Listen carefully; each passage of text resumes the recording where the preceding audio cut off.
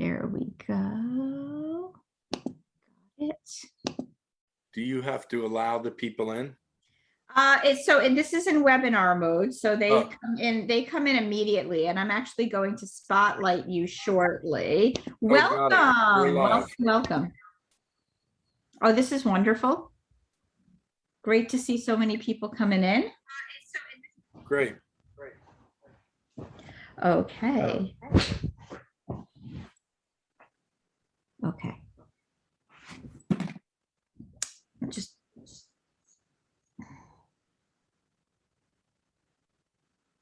okay, so we'll give it another few seconds. Well, yeah, we're ready. We've got a bunch of folks. All right. All right. Well, as people are coming in, I will give the quick spiel, and then I'm going to turn it over to Rob because he is really who you should be listening to. Welcome to Syosset Public Library's virtual programming. This is Syosset Public Library's trending programs. Just a few ground rules before we get going. This is a fun, friendly event.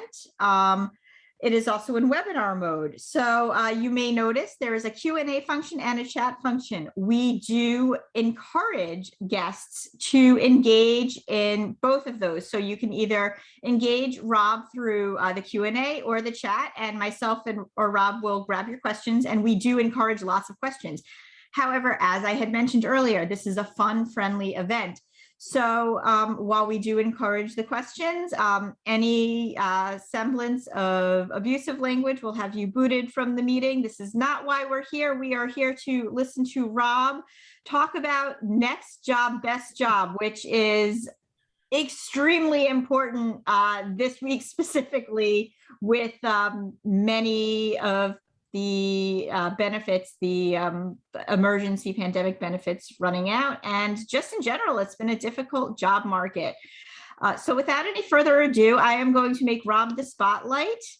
And thank you everybody for coming. Rob, go ahead. Thank you so much. And thanks to everybody for joining. I'm definitely not worried about being attacked in any mean way.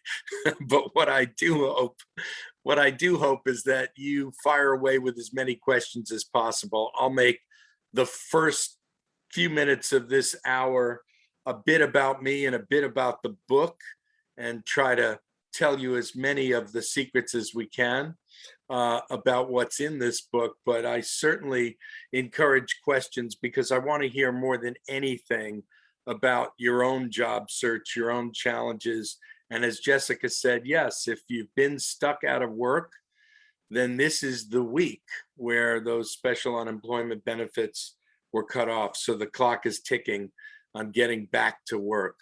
I am a first-time author. I never, ever imagined I'd ever get a book done. I'm a first-time headhunter. I never imagined that I'd be hunting heads. My career started out of college when I fell in love at the college radio station.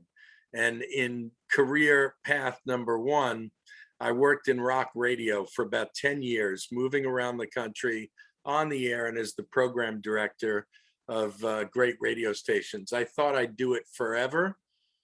But then, as with happens in many of our careers, the rug was pulled out. When the rug was pulled out for me, I found a second career. And I moved into television and had a great run at both MTV and VH1 in their glory days. I worked there for about 12 years, for and with some of the smartest and most creative people I've ever known in my life. I ended up doing some fun entrepreneurial ventures after I left VH1, got my entrepreneurial chops for about 3 or 4 years, but then I got pulled back in to another major media corporate job, depending on how you look at it. I was the president of CBS Radio and the unlucky jerk that had to replace Howard Stern when he decided to quit radio and go to satellite. That is a story for another book. But after about 3 years running CBS Radio, I saw the start of online video and really thought that YouTube held the keys to the future of what was television and what has ended up becoming exactly what we're doing now: simple video communication by any person in the world without the need for a CBS, an NBC, or an ABC. And we started a crazily named company called My Damn Channel. Ran that for 10 years, making original series. Had about 40 people working for me in New York and LA. It was an amazing 10-year adventure. But like a lot of entrepreneurs with startups, you look for that magic pot of gold at the end of the rainbow. We came close, we didn't find it. So 2017, in what will now be known as my last ever corporate job working for somebody else, I had a great run at Audible, the audiobook pioneer that's also owned by Amazon. Great experience there. They put me in charge of a lot of the marketing. I was asked to take on a project in the latter part of 2017 when Audible made a multiple book deal with the now president of the United States, Joe Biden. They put me in charge, and it was a fantastic experience getting to work with a man at that point who didn't think he'd be the president of the United States ever. But he wrote a book dedicated to his son, and the book, about many things, was largely about the idea of turning pain into purpose. It's a message that ended up helping me tremendously because, at no fault of my own, the company went through a major restructuring, and I was called down to human resources one day. I'm sure some of you have heard this one. What I'm about to say is not personal, it's just business. And we're restructuring, we're changing the department that you're in, and your job's been eliminated. So now I'm home. It's 2018. I spend painfully about 6 months trying to figure out what's next, trying to get back into work, sending out what I thought were fantastic resumes, LinkedIn's, and the world's greatest cover letters, but getting a really difficult time having the kind of responses that I wanted and needed. This new thing that's become normal on dating sites, but not so good in a job search, getting ghosted. It was painful, and I was stuck, and I was worried. I had a lot of mouths to feed. So the origin story that brings us here tonight is that one morning, in a fit of utter frustration, I grabbed this iPhone, I pressed record, and I decided to make a short video talking about my predicament, a problem that's not unique to me, but common to so many of my friends who've had great careers, but then you find yourself stuck. And I said, look, maybe we should at least put our heads together, try to get over the embarrassment of the fact that we're out of work, and start a dialogue and start sharing ideas and helping each other. And I uploaded that video to LinkedIn and Facebook first thing in the morning. I was afraid it was a little dumb looking, but the likes started coming and the comments started coming, and it was blowing up on Facebook and on LinkedIn. And by the first night, there were 600 comments underneath the video and 16,000 views. So I was completely taken aback. Still didn't have a strategy, but I realized that I needed to wake up the next day and the next day and the next day and keep making videos. After about 8 or 9 videos, a man called and said, listen, I've been watching these every morning. I met you at MTV about 100 years ago, and I need to hire a chief operating officer for my company. Is that what this is all about? Are you a headhunter? And without hesitating for a millisecond, I said, yes, and realized that this man had handed me the answer that I was never expecting. It changed my whole life. And now 3.5 years later, I work for major corporations, placing executives at every level. And I also work for smaller, newer organizations. I hate that word startup, because startup usually means they don't have enough money to pay you. So I work for newer cooler, smaller organizations as well as big ones, but ones that have enough money to pay you. So that's how the headhunting came about.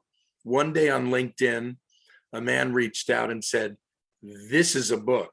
And I said, "This is a book if you sell it and you find me a few bucks to write it." And God bless this man named Rick Richter, great name for an agent. He helped me tremendously. And at the early part of this summer, Next Job, Best Job, 11 Strategies to Get Hired Now, hit every bookstore there is and Amazon. And it's been a great journey, just meeting as many companies and job seekers as possible on a mission to make sure that you're not just going into the next job, but you're really taking the essential time to figure out what it is you really want to be doing and figure out how to get that job. We've just been given maybe the hardest lesson any of us have had to learn in COVID about the fact that life is too short. We've lost more people than we can possibly count on a daily basis. And this is the moment to really take stock and ask yourself the question, am I doing what I need to be doing? Am I earning what I need to be earning? And the third topic, maybe this will be my next book. Am I working for the right person? Because boy, there are a lot of bad bosses. So that's the journey. That's how we got here. I'm going to read you just a little bit from the book to give you the flavor of what this is about. And then please fire away in the questions. I'm going to trust Jessica to help me. I grew up not far from the Syosset Library in Merrick, Long Island. So it's really fun to be Zooming with you guys. As an aside, one of our librarian sons worked for my damn channel. Really? Who? Yes. Who? His last name was Gergis. Gergis? Dan Gergis? Yes, oh my God. Him. Yes. Wait. Yes. Dan Gergis was one of the best employees I've ever had and one of my right-hand men and main men at my damn channel for years and years and years. That's great. I love you, Dan Gergis. I will make sure that his mother comes back and watches this and shows it to him. Thank you for that. He is a rock star who kept me out of trouble so many times I can't tell you. All right, well, let's turn these attendees into rock stars. Let's go for it. Let's do it. Do we have any questions? I don't think I see any yet, so I'm just going to read a short bit, but please fire away with questions and we'll come right back to you. Yeah, don't be shy. We're going to be here for another 40 some odd minutes. I'm going to read you about the first section of the book, which is really dedicated to getting over the pain of being stuck out of work. It's something that can really drag you down and be the reason why you're stuck, because you haven't figured out how to deal with the pain. You haven't figured out how to move past it. And you can't really actively and successfully search for a job if you're doing what I was doing, which is walking around with huge chips on your shoulders. This chapter is dedicated to my beloved Rolling Stones, so it's called Emotional Rescue. When I was living in Dallas in my 20s, I met one of the wisest souls I've ever known, who taught me 2 lessons I've carried through every hard time since. I was invited, along with about a dozen other seekers, to a weekly question and answer session held in a private home downtown. We sat around a brilliant man, a pastor, a theologian, a musician, and a devoted educator. His name was Father A.A. Tolliver. Every Tuesday night, we'd ask him questions about the purpose and meaning of existence. We were lucky to be listening to someone who spent his whole life studying the keys to the universe, and he was using those keys to unlock answers to questions that we were dying to ask. One evening, he introduced us to a secret group in the hope that we might join. He called it the Warriors Club. Anyone who sought entry would be granted access as long as they agreed to just one condition. we'd be allowed to worry our heads off, but for only 5 minutes each day, because worrying accomplishes absolutely nothing. On another night, the second greatest lesson learned came in only 2 words. I was suffering emotional pain at that time over a series of losses, and I asked a question. I looked at Father Tolliver with what remained of my earnest hope. Why is there so much pain? He gazed back at me for a long time. I felt like he looked through me. And then he said just 2 words: to learn. You can't think clearly about what's next when you're in too much pain after losing a job. Coming up with the right solution takes time and positive energy that you may not have. Clarity can only arrive after healing that pain.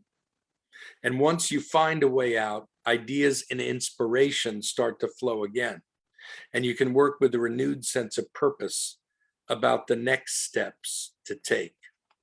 So what happens in the first part of the book is that we deal a lot with the pain and the suffering, but then we get real specific and we come up with, I'm obsessed about the number 11. We can talk about that if you want, but we come up with 11 self-care rituals to heal that pain. The most important chapter in this book is chapter 4. Chapter 4 is called Your North Star. And I think that the single biggest reason people get stuck in a job search is that you're open-minded. You're willing to take a number of different roles depending on what's offered to you. There's a completely different strategy that I think is a much more effective way to get your next and best job. And that strategy is to choose your North Star. And we write extensively in the 4th chapter of this book about the 3 ways to determine what the right answer is. I'm someone, unfortunately, like a lot of people in New York and New Jersey, who just suffered greatly in this flood. We lost the entire lower level, AKA the basement of where I'm living now, where I work. And when you need someone at any given moment, in this case, a contractor, if it was the roof, I'd need a roofer. In that moment of need in your personal life, you're no different than the hiring manager at any company who isn't looking for a generalist. They're always looking for a specialist. So in our book, we write about the need for you to figure out the best way to describe who you are. We advise strongly against a philosophy that many people have on both LinkedIn and the resume to do what we call butcher, baker, candlestick maker. A lot of people show as many as 3, sometimes more than 3 different roles that they've had in the past, thinking that you've increased your odds by 3-fold or 4-fold at some company, one of any of those 3 or 4 being interested in you and hiring you. When in reality, what I think you've done is you've diluted the message. You haven't said clearly, I'm the roofer that can fix your roof. You're also baking bread. You're also making candlesticks. That's going to give that job to the roofer. You're going to lose out. So I'll read you a little bit of chapter 4. Nothing makes clear sense when you're stuck until the moment you decide what's next. If you don't choose, you lose valuable time. You may lose the job you should have won because you're taking too long to find out what your path should be. I've learned from talking to thousands of people on both sides of the hiring table that the number one reason people get stuck in between jobs again is their lack of ability to focus on the right specific job path. And this land of indecision can be deadly in a job search. no matter how competitive the hiring process may be, no matter how much unemployment is out there at any given time, and no matter how long you've been out of work, the biggest barrier to breaking your bad streak is fixable right now. When you pick a direction and name that tune, you can start singing it to every company who wants to hear it. Imagine a swimming pool with 6 different lanes. Each lane represents one specific career choice. You might have credible reasons for believing you're perfectly capable of swimming in each one of those 6 different lanes, but you can only swim in one lane at a time. Pick a lane. If you spend your whole job search shifting lanes, you'll only commit 1/6 of the time that you should be swimming in that one best lane. And with this strategy, it'll take way too long to reach the other side. By picking a lane and staying in it and swimming as smart and as strong as you can, you get to the finish line faster. The power of your focus can yield the better results than continuing to change your mind about exactly what kind of work you should be doing. You are the one person that can best determine the long-term strategy for your career. With that, I will happily take any questions if you've got it, Jessica, and if not, we'll just keep rocking through. Yeah, no, we have 2 questions, and once again, I do encourage people to jump in.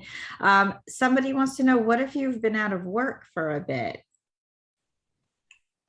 Well, that is certainly common, and we do talk in the book about gaps on the resume. If the person who's asking that question wants to put some specifics in, I'm happy to talk about your specific situation, but I'll answer this way first. If you've been out of work for quite a long period of time, say even more than a year or 2, people can get very concerned about the gaps on the resume. And one of the things that we recommend is that if you're clear about the kind of work that you've been doing in the past that you want to continue to do in the future, one of the things that we recommend about filling a gap is called hanging a shingle. There's no one preventing you from presenting yourself as an independent contractor, as your own business. My stupidly named company is Rob Barnett Media. Nobody gave me permission to start that company. But having been out of work, in my case, for about 6 months, I realized that rather than present myself on the top of that resume as a guy who's just been out of work for 6 months, I could start doing projects on my own and present myself as an entrepreneur, which is valued greatly by a lot of companies that are going to take a look at you next. So I think if you've been out of work, there's probably a ton more questions you might want to ask us. Feel free to do that. But if it's about the gap on the resume, that's one way you can help. So the follow-up was, I was freelancing before the pandemic, but had a lot of time between jobs. I've had no luck at all during COVID. So I take it what you're looking for is a full-time position and not freelance. Look, the most important thing I can say in answer to that is in chapter 8 of the book. In chapter 8, we talk very specifically about a targeted company search, not a random search. The normal job search that people do is you spend hours and hours every day randomly looking at every job site in the world, looking at postings and figuring out, hey, is that me? Do I fit? Can I check those boxes? The job search that we recommend is one that begins with you making an ideal list of the targeted companies where you want to work. Imagine that you've got a magic wand and no one can say no. You make a list of the companies where you really want to be. Then, instead of spending hours random searching job sites, you can spend that same amount of time researching on LinkedIn to find any connections to people that are already in your circle of life that are working inside that company, or even people who worked in that company in the past. Because what you want to do in step one is make a target company list. In step two, you want to research and find as many actual human beings that you can talk to who are currently working in or have worked in that company. By engaging those people, you're starting to do the real homework that you need to do so that when a job is open at a company where you ideally want to be, you've already done the research and the homework. One of the biggest mistakes that people make is they write a generic cover letter. I can almost perform for you, like my favorite song, the cover letter that most people write. Hi, I'm Rob. I'm an experienced professional with great oral and written communication skills. I have 15 years of experience doing this, that, and the other. And it goes on and on and on. What people miss in the way they're presenting in cover letters to companies is the opportunity to make it clear that you're speaking directly to them because you've done the homework. You know what they're about. You're speaking about who they are, what they do, in a way that really puts them in front of you in that cover letter. So many people are repeating everything that's on the resume on the cover letter, and they're missing that opportunity. So hopefully those ideas help. I see we got a lot more questions coming in. Yeah, we have, hang on a second. We have from Connie. Do you want to read it or do you want me to read it? Why don't you, just because I'm in a strange Sure. little corner of my house. That is fine. What if I only want part-time work from home? Does your company do that? PS, I don't want to create an LLC 1099 MISC NEC. Oh, yeah. Listen, Connie, this is the great silver lining with so much suffering that's taken place in COVID. I have to tell you that from the minute we all started locking down in March of 2020 till a day or two ago, when I just completed my last job placement, companies are completely open-minded now to having people work remote from home. There's I'll tell you a quick story. A lady that I was working with lost her job not long before the lockdown in COVID. She was living in New York City. She made a decision in between jobs to embrace her real life and buy the dream place she's always wanted. And she moved out of New York and up into the Berkshires in Massachusetts. She continued her job search from there. And then she found a job, but she found a job in the Midwest in a city that she really had no intention of moving to. And in that interview process, she hoped for what ended up being the case. She was hired by a company in the Midwest, perfectly happy for her to stay right where she was in the Berkshires and work remote. So whether it's full-time in her case or part-time in your case, you can now apply to so many businesses that you'd never think of applying to before to get part-time or full-time work with companies who are not going to expect you to pack it all up and move. It's a great silver lining.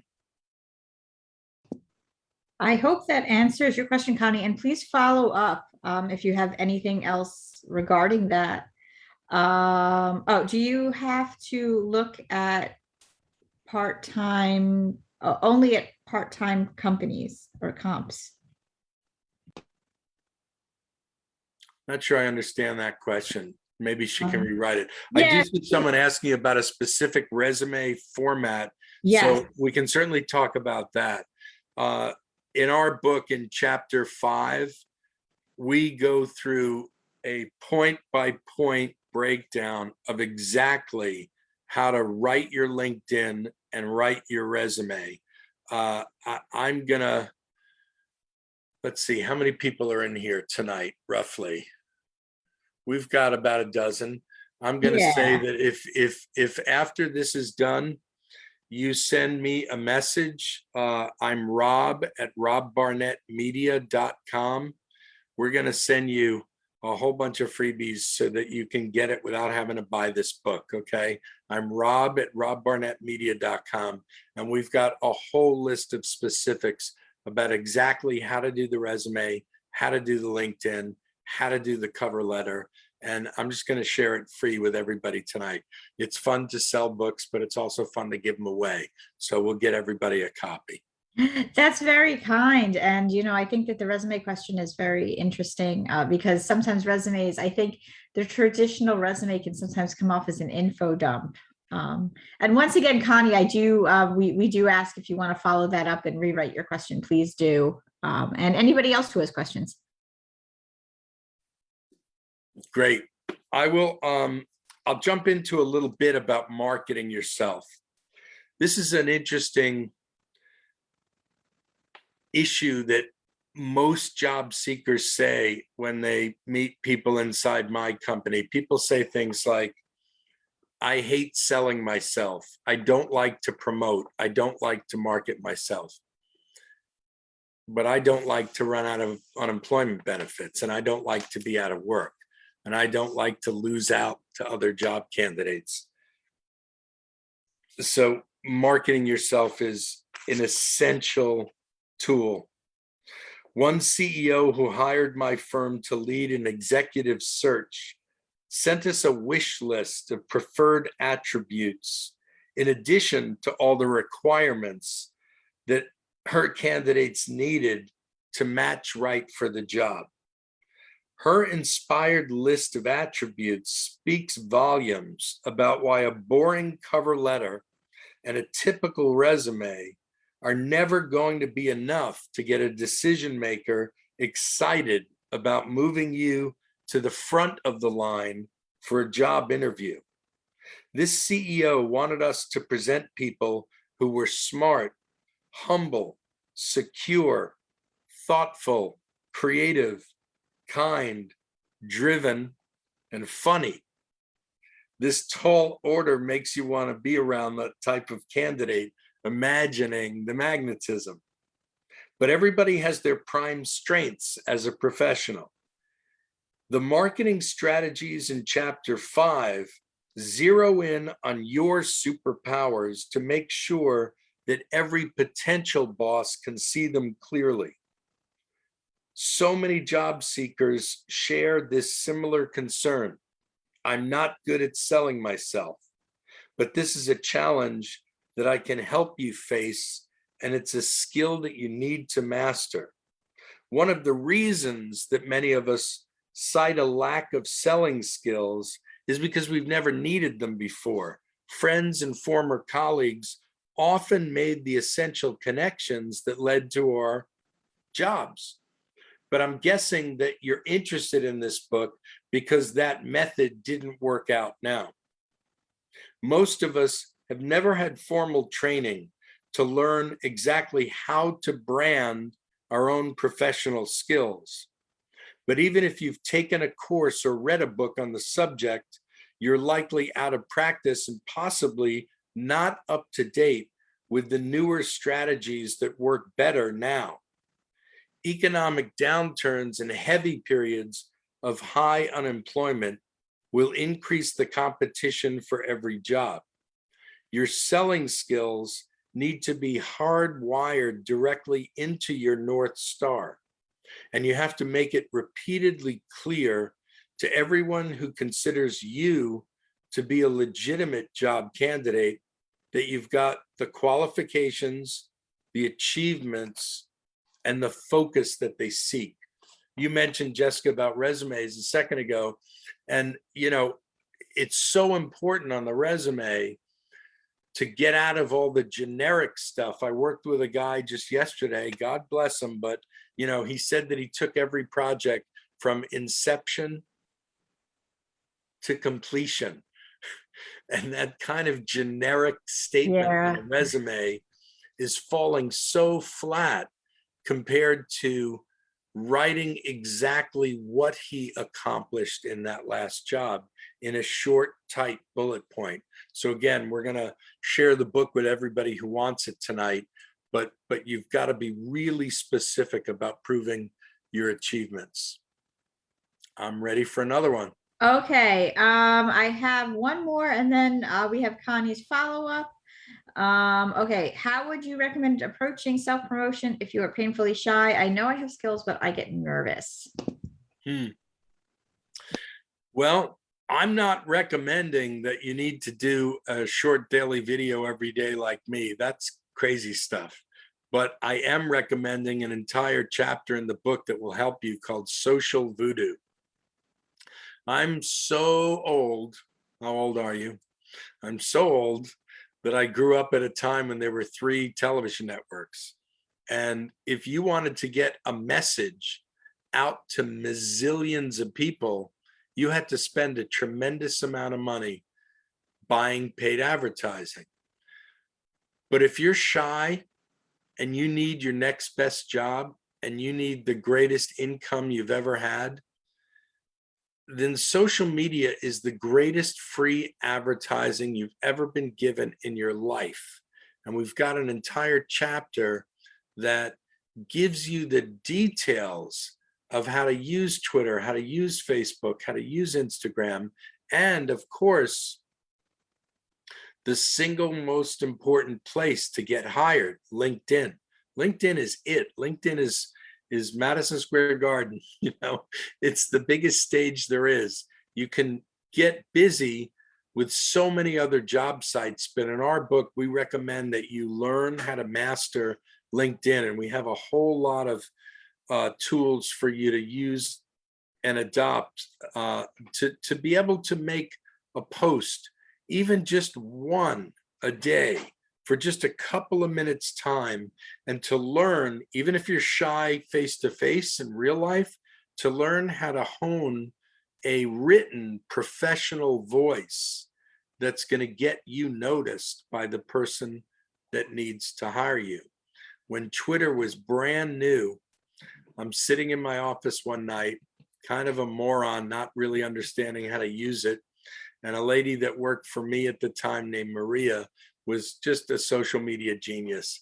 And I begged her to stay late one night and just teach me some of the tricks of the trade on Twitter. It was had just launched months ago, but I was nervous about it. I felt like I was gonna really not know how to use the thing. She taught me for a couple hours. And then late that night, I found myself on Twitter trying to do something that might catch somebody's attention. And I ended up getting a direct message. And I looked at it and I thought I knew who it was. I didn't think it really could be the person that was as famous as it was. I figured it was a fake. So somebody in my office that was a YouTube expert was still there late at night. His name was Brad. And I said, Brad, come here. And I pointed to my screen. I said, is that him?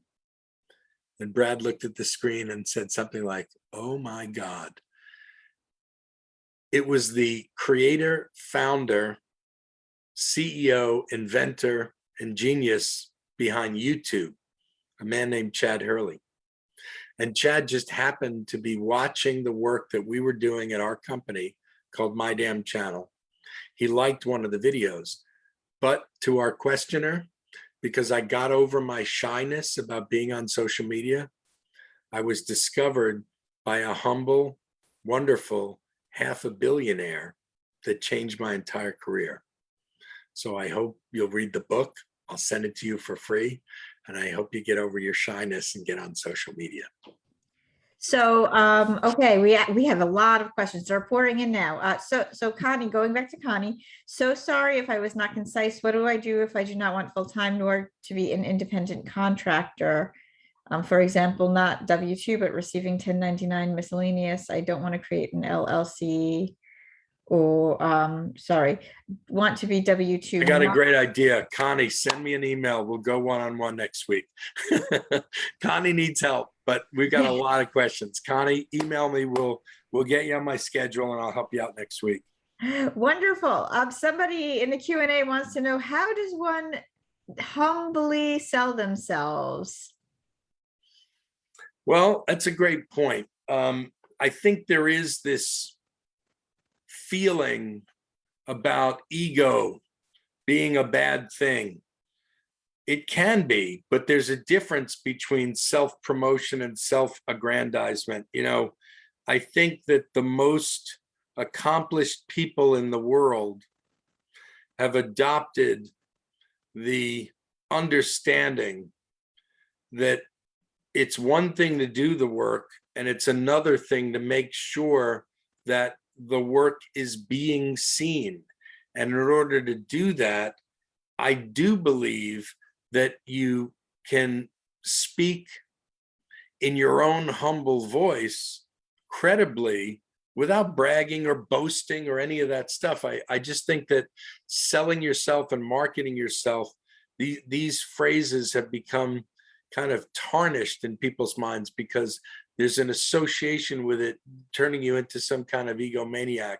I just think that it's table stakes in the poker game called Get Hired, and you can do it without sounding like a jerk. Excellent. All right. Another question we have in the Q&A is, how do you address ageism when job seeking? I am 62 years young and fit, but fear my gray hair is getting in my way. That is an excellent question. You got just 1 year on this, young boy. You got just 1 year on me. I'll tell you a funny story about the ageism issue. When I started making these videos way back in 2018, video 1, I had a secret little thought in my mind. I said, you know what? I don't want to talk about ageism. And I can't remember how far I got into these daily videos, but I think I might have gotten way past maybe 200 daily videos, because I thought that if I spoke about this demon, if I gave ageism too much time in my daily videos, that I was giving in to something that I really didn't want to deal with. And then the literary agent found me and said, you got to write a book. And he said, oh, by the way, you better talk about ageism. And so sure enough, and I can't remember what video episode number it was, but sure enough, after hundreds of videos, I decided to talk about it. And yes, it blew up, and it was one of the most viewed videos. Here's what I think. I really think that ageism is a prison that many of us create in our own minds. If you think you're too old to get hired, then you're too old to get hired.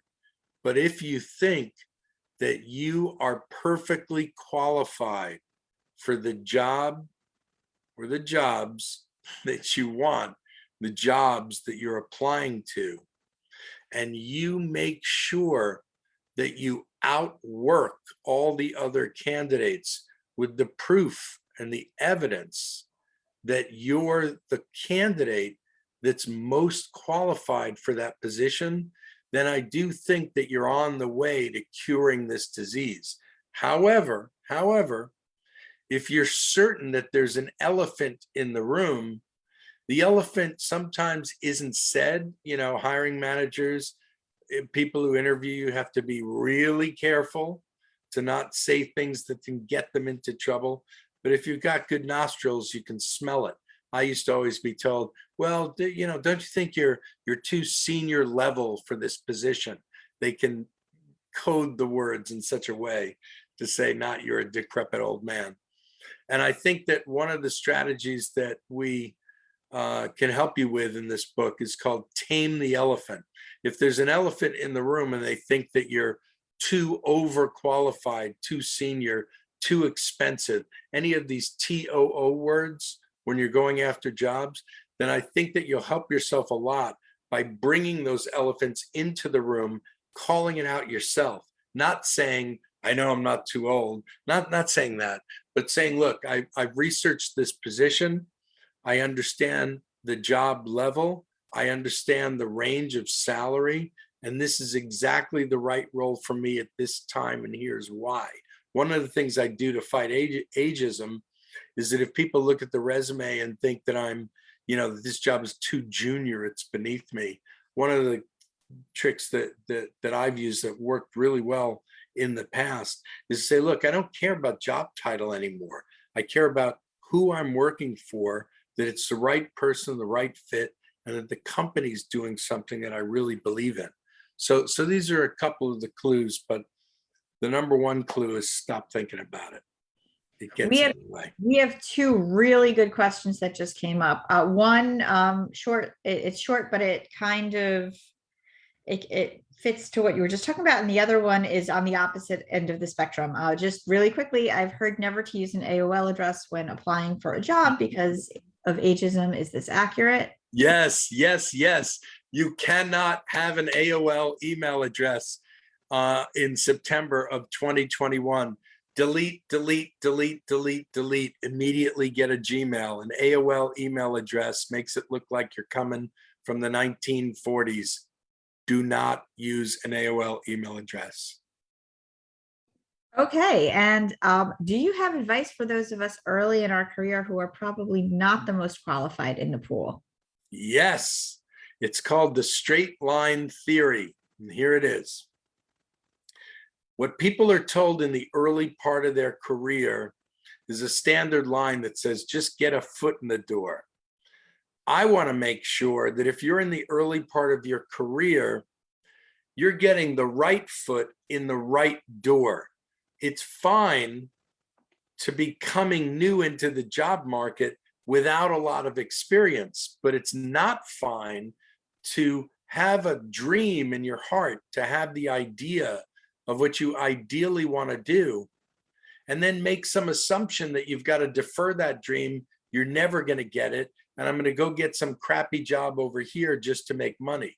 So for us, the straight line theory says this: if you ideally have a sense of where you want to be, then go get the entry level position in the right company and start at the bottom and work your way up. I just see too many people have these secret dreams of what they think they want to do. And there's a philosophy that says, well, I'll have to save that for nights and weekends and, earn money doing something that really, really turns me off just to pay the bills. I think you're hurting your career if you think that way. Excellent. As somebody wants to know, do you recommend a one-page resume? Oh, great question. I got a really simple answer on this one. Let's go back to the person that's new in their career. One-page resume is fine.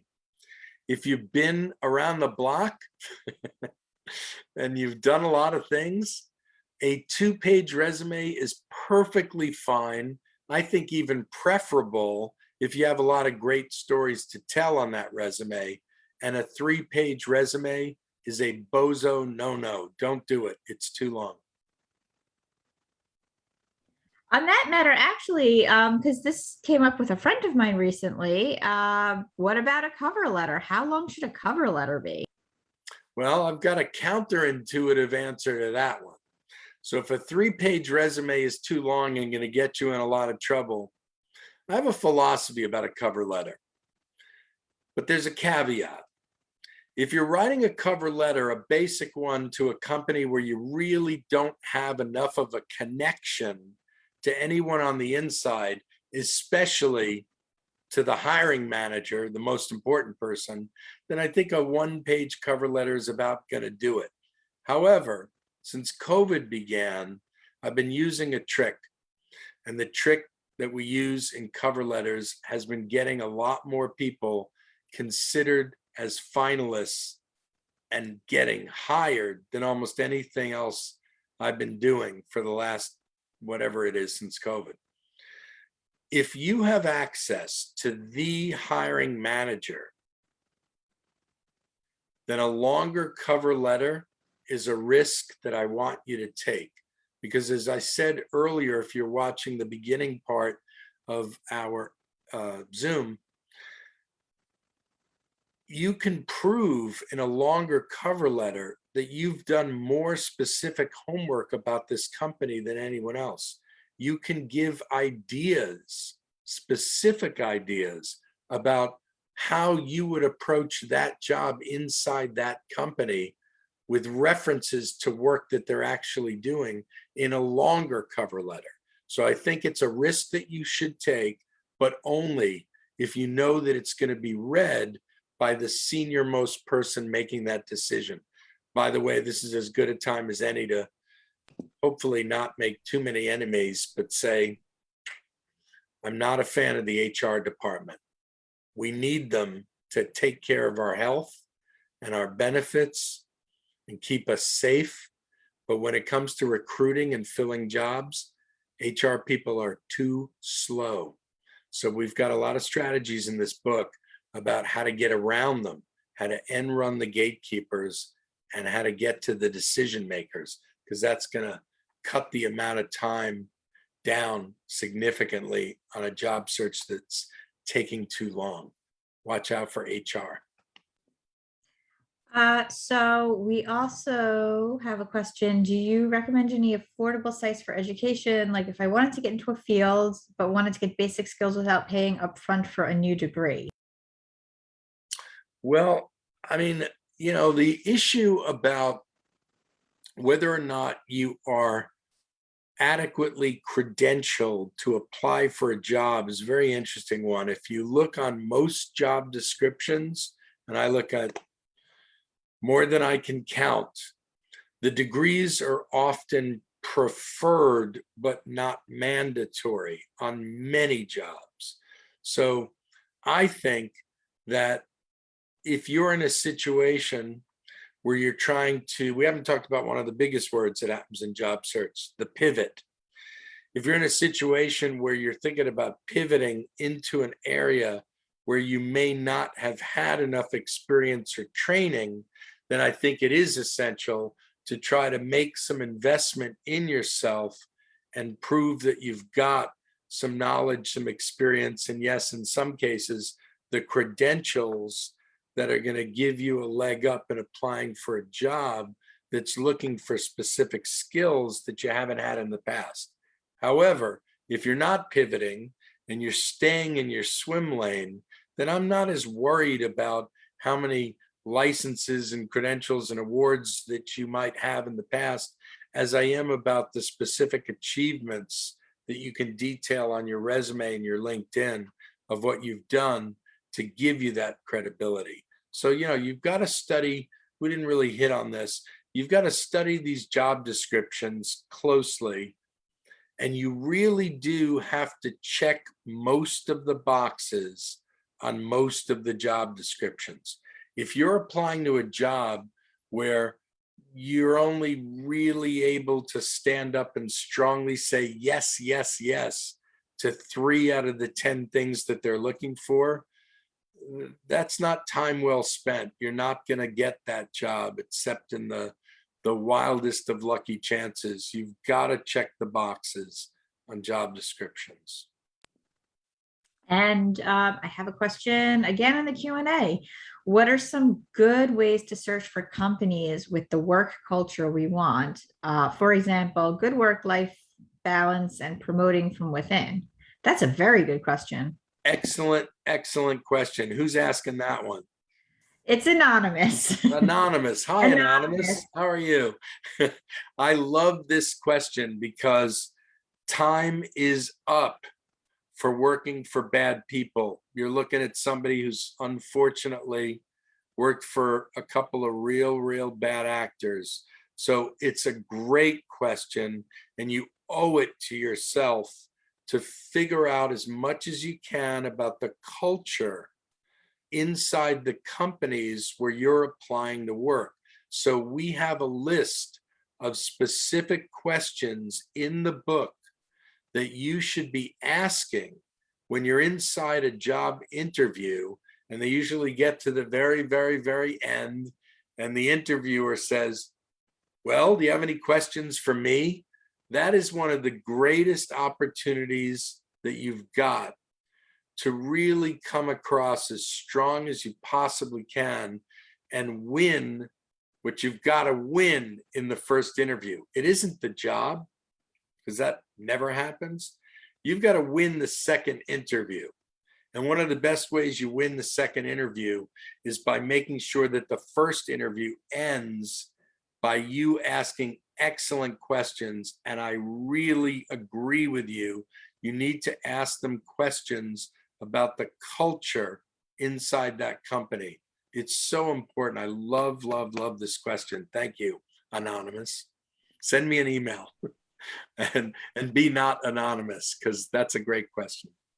Awesome. Do we have, let me see, do we have any other questions? Did I miss any questions? I know I saw one up there oh, here we go. If we're changing careers into a technical field and our most relevant experience is in personal projects, how much space should we devote that our resume versus less work experience?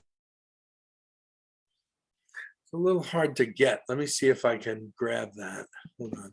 Yeah, sorry about that. That's okay. I have it on the screen.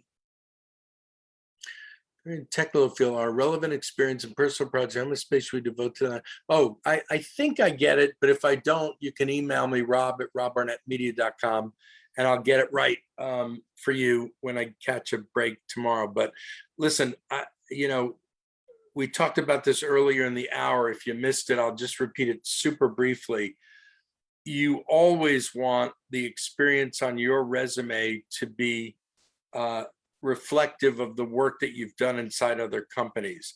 But if there's a gap, and if you haven't really been in a company in X period of time, then it is 100% helpful to turn your most personal projects into specifics on that LinkedIn and resume that can show that you've been active and that you've been working on things that are lined up with your field. So there's no shame in doing that. We're out of time. I want to thank everybody for coming in. This was one of the more interactive, great ones that we've had with libraries. Thank you, Jessica, so much for doing it.